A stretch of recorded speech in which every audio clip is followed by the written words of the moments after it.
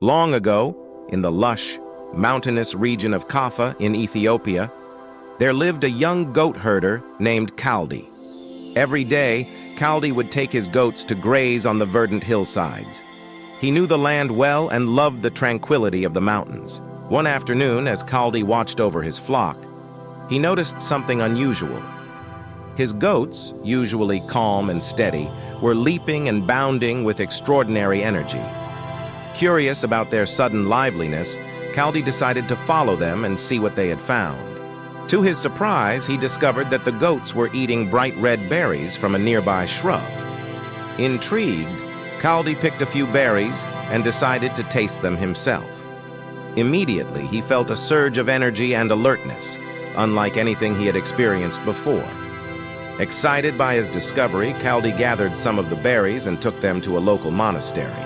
He shared his findings with the abbot, who was skeptical at first.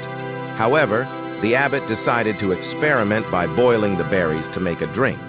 The resulting beverage had a rich aroma and a stimulating effect.